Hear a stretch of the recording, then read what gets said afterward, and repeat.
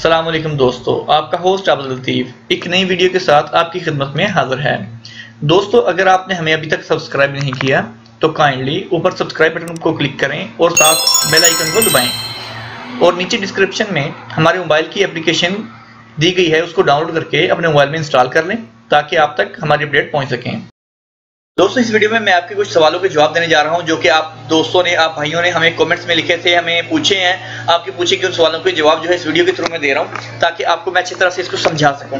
तो दोस्तों, सबसे पहले जो मलिक एहसान भाई हैं, भाई हरूफ किस डेट का लगा है ये चेक हो सकता है। एहसान भाई, दरअसल ये कि हरूफ जो है ये हम चेक कर सकते हैं, उसकी कुछ नौयत थोड़ा सा हमें वो एक ऑप्शन मिल जाता है वेबसाइट से कि जी आपका हरूफ है या आप हाजिर है, काम पर है।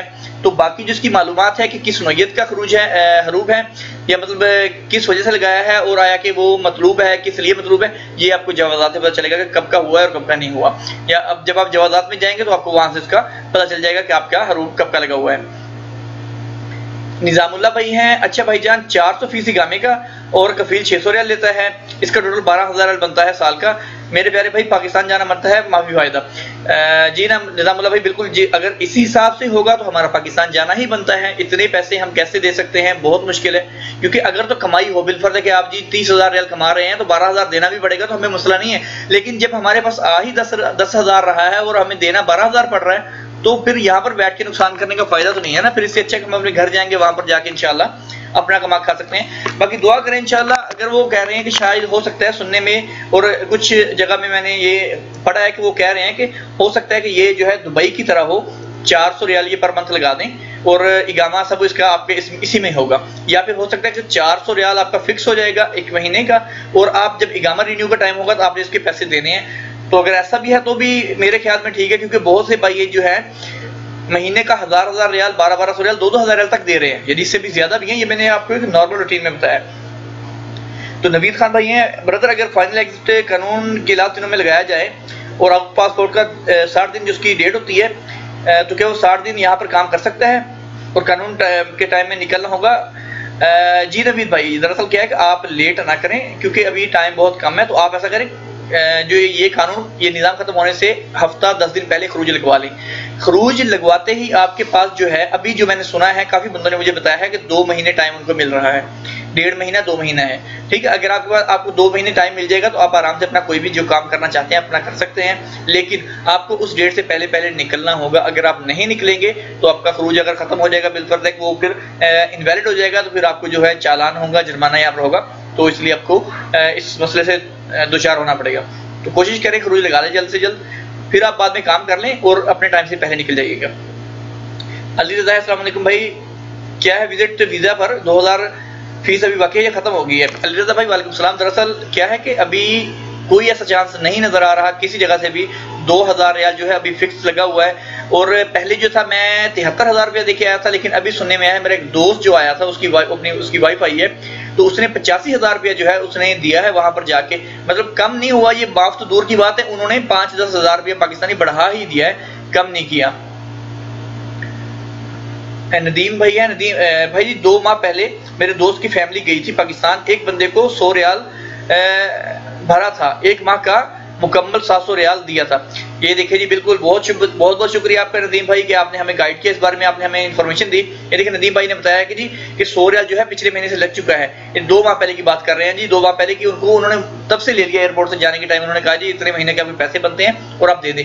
ये इन्होंने जी बिल्कुल पैसे पे कर दिए हैं। तो दोस्तों, ये निज़ाम पक्का हो गया है, ना कि ये पहले अफवाहें उड़ी हुई थी कि शायद हो सकता है माफ हो जाए ऐसे, लेकिन ये देखें जी कन्फर्म है, और उन्होंने भी खबर दे दी और भाई ने भी हमें इन्फॉर्म कर दिया है। नदीम भाई बहुत बहुत शुक्रिया। काशिफ खान साहब है, और ये कह रहे हैं जी आबिद भाई आपने वीडियो बहुत अच्छी अपडेट की है, पर हमने ये पढ़ा है कि फर्स्ट वाइफ इलावा फर्स्ट सन फर्स्ट डॉटर पर टैक्स नहीं होगा। अगर किसी के 2 बेटियां हैं तो पहली पर लगेगा और दूसरे पे नहीं लगेगा, यानी पहली पे नहीं लगेगा और दूसरे पे लगेगा। तो ऐसा बताइए, पर एक ही बेटा है और बेटे दोनों पे टैक्स नहीं है। तो अगर कह रहे हैं अगर आपका फर्स्ट जो एक बेटा और एक बेटी है दोनों पे टैक्स नहीं होगा, फर्स्ट वाइफ पे भी आपका टैक्स नहीं होगा। ये काशिफ भाई ने हमें बताया। जी काशिफ भाई, हमने बिल्कुल मैंने भी ऐसे ही पढ़ा है, बिल्कुल उन्हीं की वेबसाइट से ये जो न्यूज़ वगैरह है मैंने सब पे वहाँ से मैंने देखा, तो यही बात कह रहे हैं। लेकिन देखिए ये कंफर्म होगा आने वाले टाइम में, ये अभी एक कह रही हैं, ना कि कोई प्रॉपर हमारे पास प्रूफ नहीं है कि मतलब जैसे कि कोई गवर्नमेंट का जब उनकी वो कबीना बैठती है या कोई इजलास होता है उसमें उन्होंने बात की हो, ये बस न्यूज़ में जो है ऐसा सुनने में आया कि किसी ने मतलब कोई पूछा होगा तो उसका जवाब मिला होगा। अल्लाह करे ऐसा ही हो, ये बहुत अच्छा है अगर ऐसा होगा, चलो हमें जो है क्योंकि सब भाइयों को जो फायदा हो जाएगा इस बात से। और जहां तक वाइफ का है तो एक वाइफ परमानेंट रह सकती है और दूसरी विजिट पे आ जा सकती है।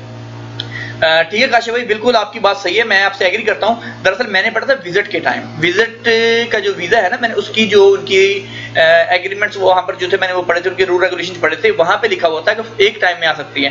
तो बिल्कुल आपकी बात सही है, एक परमानेंट रह जाए और दूसरी विजिट पे आ सकती है, ऐसे हो सकता है। लेकिन मैंने जहां तक देखा था वो उन्होंने विजिट पे लिखा था कि विजिट पे एक टाइम में एक ही आ सकती है, परमानेंट का मुझे नहीं कंफर्म, लेकिन ये मैंने, लेकिन आपकी बात बिल्कुल सही होगी, कोई शक नहीं है।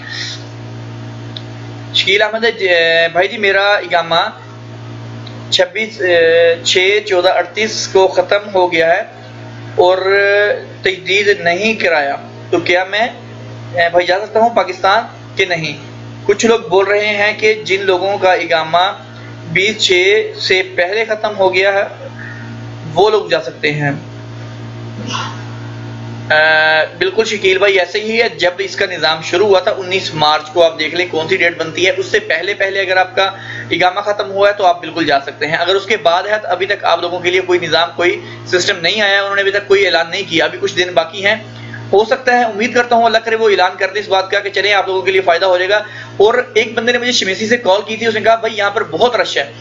रश किन बंदों का है? वो कह रहे हैं उन बंदों का जिनके नए हरूब हुए हैं और जिनके नए इकामे खत्म हुए, यानी कि 19 के बाद के जिनके खत्म हुए, उनको कहा जी बहुत ज्यादा रश है। तो उम्मीद करता हूँ इंशाल्लाह वो टाइम बढ़ा देंगे, अगर टाइम बढ़ेगा तो मैं आपको अपडेट दूंगा इंशाल्लाह, तो आप लोग जाकर अपना काम करवा लीजिएगा। बंदा अगर कफील के नाम इकामे से निकालना चाहे तो निकल सकता है कि नहीं? अगर निकल सकता है तो इन्फॉर्म कर देना।